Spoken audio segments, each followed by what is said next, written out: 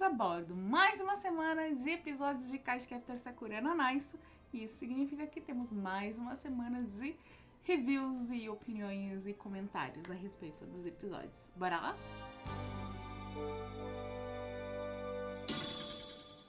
Essa semaninha aí tivemos os episódios 22, 23 e 24. E confesso que um episódio que eu provavelmente vou falar mais vai ser o primeiro episódio que teve essa semana, o episódio 22, que pra mim foi o favorito dos três. E talvez seja até uma surpresa, eu não lembrava tanto assim desse episódio, e foi uma surpresa relembrar algumas coisas que estavam, eu acho que bem, já quase no inconsciente, no subconsciente da minha memória. Então foi uma jornada bastante interessante assistir esse episódio. À primeira vista, ele poderia ser só um episódio comum, uma coisa de dia a dia. Tem ali os irmãos se ajudando para poder ajudar o pai que tá para defender uma tese, provavelmente do doutorado dele. E aí tem a questão ali da escola e tudo mais, tudo muito bonitinho, muito perfeitinho. E poderia até meio que passar despercebido. A carta sono é uma carta bacaninha, ela apronta uma coisinha ali, ela solta o pó de pimpim do sono, e aí causa todo um fuzuê. Mas tem dois momentos que me deixaram assim realmente emocionada. Um pouco mais no início, que é quando a Sakura tá começando ali a ajudar o pai dela e tudo mais, e aí ele conversa com ela, explicando um pouco mais sobre o que é o trabalho dele, sobre por que ele gosta tanto de lecionar e tudo mais. E tem uma frase que o professor Fujitaka falou que mexeu bastante comigo e desbloqueou uma memória, que é muito melhor compartilhar o que você sabe com as outras pessoas do que mantê-lo em segredo. E ele ali tá falando no caso de conhecimento, né? E quando eu ouvi essa frase, nossa, tipo, me levou de volta pro passado, me levou de volta pra Letícia de 13, 14 anos de idade, que ouviu isso pela primeira vez e que absorveu isso, essa mensagem com uma potência que vocês não têm noção. Tipo, isso é uma coisa que eu repito várias e várias vezes da minha vida. Talvez quem me acompanha um pouco mais de tempo aqui no canal, no meu trabalho, talvez já tenha me ouvido falar que eu acredito que não adianta a gente ter conhecimento se a gente não vai compartilhar ele com ninguém. Tipo, eu acredito firmemente nisso e eu não lembrava que essa é uma lição que eu muito provavelmente aprendi assistindo esse episódio, sabe? Então me deixou muito emocionada. Foi um momento que talvez possa ter passado despercebido pra você, mas pra mim foi muito especial, sabe? Desbloqueou assim essa memória, eu fiquei pensando, nossa, como foi potente essa frase, esse ensinamento pra Letícia de 13 aninhos, 14 aninhos, que ouviu isso e ficou, realmente, não faz sentido a gente aprender as coisas e guardar elas pra gente. Eu sempre acreditei, tipo, conhecimento que a gente aprende e guarda só pra gente é como se ele mofasse, sabe? Apodrecesse.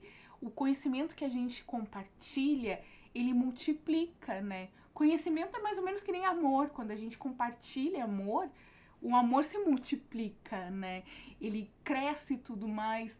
Então, foi uma mensagem assim bastante potente, me levou de volta pro passado mesmo. E depois, o outro momento que me deixou bastante emocionada e que com certeza se eu tivesse assistido esse episódio na segunda-feira, eu teria levado pra terapia, porque eu faço terapia nas terças-feiras, mas eu assisti tudo hoje na quarta-feira, no dia que esse vídeo aqui tá indo pro ar.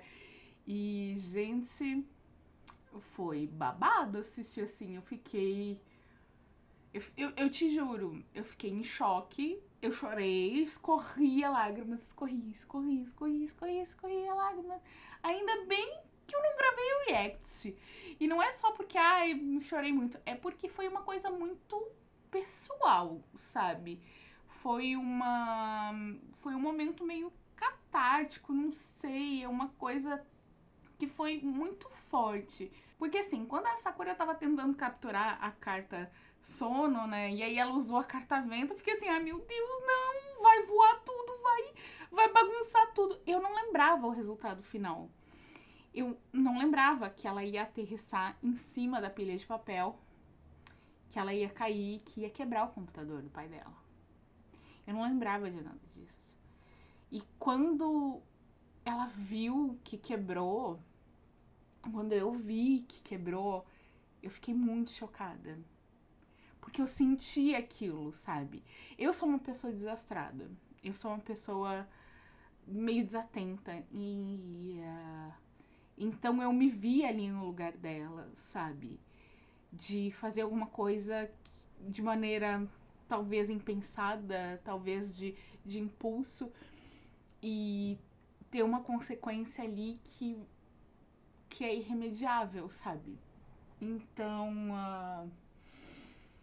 E quando o pai dela chega, né? Ele vê que a Sakura tá bastante abalada, tá bastante triste por ter feito aquilo ali, mas ele sabe que aquilo ali foi um acidente. Ele sabe que não foi de propósito. E ele não culpa ela, embora ela esteja se culpando. E eu me identifiquei muito com a Sakura, porque quando eu erro, eu sou tomada assim por esse sentimento de culpa tão grande, sabe? E eu acho que eu ainda assim vou levar esse episódio pra terapia, porque acho que eu preciso conversar a respeito disso. Mas eu acho que hoje em dia eu me tornei a pessoa que, ao invés de acolher, ao invés de fazer o que o pai da Sakura fez, que foi ser compreensível, foi ser gentil e dizer tá tudo bem, tá tudo certo, a gente arruma, a gente continua e tá tudo bem. Não foi por querer. Eu sou a pessoa que grita comigo mesmo, sabe? Que me xinga, sabe? Eu me xingo, eu sou muito dura comigo mesmo. E eu acho que esse episódio vai... eu vou guardar ele de novo pra mim, sabe? Se esse episódio foi importante pra Letícia do passado, aprender como é maravilhoso você compartilhar conhecimento, como isso é muito melhor do que apenas guardar tudo isso pra si mesmo, como se fosse um segredo, uma coisa assim. Eu acho que a Letícia de agora precisa aprender a ser a ser como o pai da Sakura foi com ela mesma. Tipo, eu preciso aprender a ser assim comigo. E não ser tão dura quando eu erro. E dizer, tá tudo bem. Eu estava estressada, tá tudo bem. Eu dormi pouco, tá tudo bem. Eu ainda não tinha o conhecimento suficiente, por isso que eu errei alguma coisa. E tá tudo bem. E acho que é potente. Tem uma mensagem aí bastante poderosa, sabe? Assim, acho que eu vou ficar refletindo sobre esse episódio durante muito tempo, sabe? E eu não esperava ficar tão mexida, porque parece que é apenas um episódio, mais um episódio comum, sabe? Sem muita coisa, mas mexeu muito comigo, sabe? E eu não sei se isso é alguma coisa que foi só pessoal. Talvez você também tenha visto alguma coisa ali e tenha despertado alguma coisa em você. Se isso aconteceu, por favor, compartilhe, porque eu estou aqui, tipo, visivelmente emocionada de novo só de falar. E até tive que parar o que eu tava assistindo, dar um tempo, eu fui cozinhar o meu almoço. E porque eu não ia conseguir continuar assistindo os outros episódios logo na sequência, porque foi babado. Babado. Pensei em muitas coisas, chorei bastante e Sakura terapêutica. Ela não apenas captura cartas, mas ela também faz a gente refletir sobre nossa vida. O segundo episódio da semana foi o episódio da Carta Canção. Eu achava que era da Carta Voz, né? Mas, tipo, eu acho que tem também uma Carta Voz, né? Tem a Carta Canção e tem a Carta Voz. Eu achava que esse era o episódio da Carta Voz, porque imitava a voz da Tomoyo. E eu vi na internet durante a semana, na terça-feira, né, que teve uma nova pessoa que fez a voz da canção, né? Que cantou essa música, que foi gravada novamente a música, e eu não lembrava que isso era uma coisa que era exclusiva do que passou na Globo, porque eu assistia a Card Captor Sakura na Globo, e se eu não tivesse visto essa informação na internet, eu muito provavelmente nem teria anotado alguma diferença. Pra mim, eu acho que teria passado batido e eu acharia que é a mesma gravação dos anos 2000, porque eu achei que ficou muito, muito, muito parecida. A voz ficou muito parecida, muito similar. Então, assim, não saberia se não tivesse visto. Provavelmente teria vindo aqui falar que era a mesma coisa, ou então nem comentaria nada sobre isso. Mas, enfim, temos agora uma nova voz que gravou a canção, né? E recuperou-se aí algo que, pelo jeito, meio que estava perdido, né? Que acho que... O que será que foi feito com a dublagem que foi pra Globo? Por que ela era diferente do que passou no Cartoon? Fica um mistério. Eu não cheguei a notar mais muita coisa a respeito desse episódio, porque eu acho que eu ainda tava um pouco em choque do episódio anterior. Mas é um episódio engraçadinho, bonitinho, mas ali... Eu acho que quem é bastante fã da Tomoyo gosta bastante desse episódio. Eu sei que eu gostava bastante dele quando eu era menor. A única coisa que eu não achei tão legal assim é que a Sakura continua naquela ladainha, né? De extremo medo de fantasmas. E aí, medo de ir pra escola, porque ouvi uma história de fantasma. E, tipo...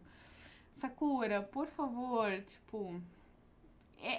Sakura, ela tem medo do que é inexplicável, né? Ela não tem medo das cartas Claw, porque quando ela sabe que é uma carta Claw, é algo que é explicável pra ela. Ela tem medo do inexplicável.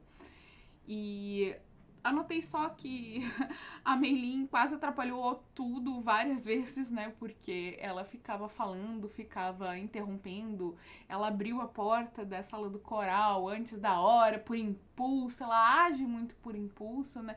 Então ela acabou dificultando o processo de captura da carta com essas suas atitudes impulsivas, né? Agora que eu percebi, inclusive, que esse foi o único episódio da semana onde a gente teve a presença do Shaoran, né? Porque no primeiro episódio dessa semana a gente não teve ele, nem no episódio da quarta-feira, nem no episódio 23. Curioso, né? Então a gente teve ali a duplinha e tudo aconteceu. Achei engraçadinho depois que a carta é capturada que o Quero fica lá pro Shaoran. Você não conseguiu pegar a carta, lero, lero, lero. E aí, enfim. Mas é um episódio fofíssimo e bonitinho. E que bom que conseguiu se recuperar aí essa questão, refazer a questão ali da música que havia se perdido, né? Isso só mostra que quando você tem profissionais que se importam em fazer um bom trabalho, tudo é possível de ser feito, né? Nada é impossível demais. E por fim, o episódio 24, episódio da Carta do Pequeno, né? Um episódio que aí faz uma referência a Alice no País das Maravilhas. A Sakura está vestida praticamente de Alice. Aí ela fica pequenininha, fica perdida ali naquela casa enorme, passa por vários apuros. Meu Deus do céu! A hora que o louva-a-Deus aparece, eu levei um susto. Um susto. Meu Deus. Gente, eu teria entrado em pânico, morrido na hora, ali mesmo, e o louva-a-Deus podia me comer. Porque já teria partido dessa pra melhor. E é legal a gente ver que esse episódio, tipo, ele serve como referência depois pra um episódio que tem lá em Clear Card, né? O episódio lá daquela carta meio quadrada, meio balão. Eu não lembro, faz muitos anos que eu assisti Clear Card. Eu não lembro se eu assisti as duas temporadas ou se eu assisti só a primeira, mas esse episódio eu lembro porque a Tomoyo tava na casa da Sakura e tudo meio que acontece dentro do quarto da Sakura. Então, quando eu vi esse episódio, me remeteu, então era, tipo, aquele episódio estava fazendo uma referência a esse episódio aqui, tipo, pelo menos me remeteu bastante coisa ali. Achei engraçadíssimo a Tomoyo fingindo desmaio pra disfarçar na frente do Toy e do Yukito e conseguir pegar o Quero de lá. Todo o resultado final, tipo, ele ficou sem o pedaço inteiro da torta, e aí usa a carta do pequeno que acabaram de pegar pro Quero ficar gigante, pequenininho, e poder transformar um pedaço pequeno de torta num pedaço gigante. Isso ali seria bastante útil, né? Bastante útil mesmo.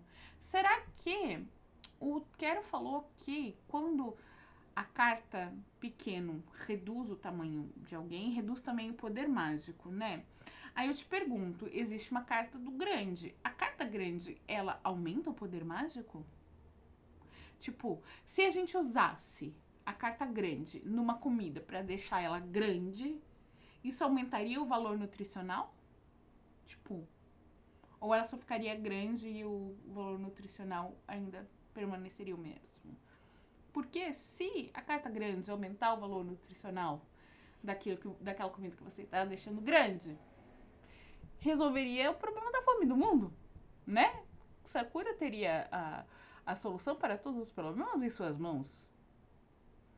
Fica o questionamento. Ai, que viagem. Meu Deus, olha o que eu tô pensando. Na verdade, eu ainda tô pensando muito no episódio do pai da Sakura, do gentil pai da Sakura. E Fujitake, assim, ó, não vou pensar nas outras coisas. Não vou pensar em nada mais. Esse episódio ali é muito bom. Muito bom. Se não fosse essas outras coisas, assim, né? O pai da Sakura seria um personagem realmente admirável e um exemplo para todos que pretendem ser pais ou que são pais aí, né? Às vezes, se a gente respira um pouquinho e não culpa a criança pelo que tá acontecendo, às vezes previne tanta coisa, né? Depois as crianças crescem e tem que levar pra terapia, né? Enfim. É isso. Eu espero que esse vídeo faça algum sentido. A minha cabeça ainda tá meio tonta com tudo isso. E espero que você tenha gostado desses meus comentários. Me conta se algum desses episódios mexeu com você. Qual deles foi o seu favorito? Provavelmente não deve ser o mesmo que o meu. Tipo, eu acho que foi uma coisa bem pessoal mesmo, completamente... E não acho que ele seja um episódio que seja um ponto fora da curva, não. Eu acho que foi uma coisa completamente pessoal mesmo. E se você gosta do trabalho que eu tô fazendo aqui, por favor, considere a possibilidade de você se juntar ao Apoia-se, porque é graças às pessoas que fazem a doação aqui nesse grupo que eu consigo manter esse canal vivo, ativo, crescendo. E é graças a essas pessoas que eu posso compartilhar as coisas que eu aprendo e que eu sei com vocês. Se não fosse isso, esse canal já não estaria vivo há muito tempo. Então, se você quer ver esse canal crescendo e fazendo outras coisas que eu tenho planejadas bem legais, se você quer apoiar esse trabalho para que ele continue, por favor, considere a possibilidade de se juntar ao Apoia-se. Vai ser um prazer ter a sua companhia. Nosso grupinho é bastante legal e eu acho que vai valer a pena, tá bom?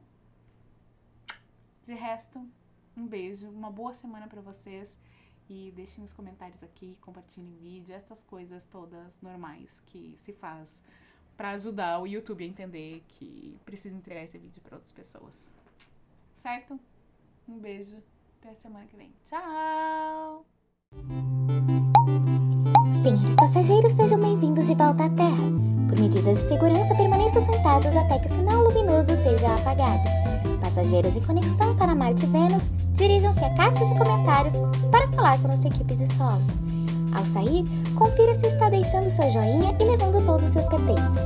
Para nós, foi um prazer compartilhar esse voo interplanetário com você. Esperamos vê-lo novamente em uma próxima viagem. Obrigada por voarem com a Cosmonauta Space Line.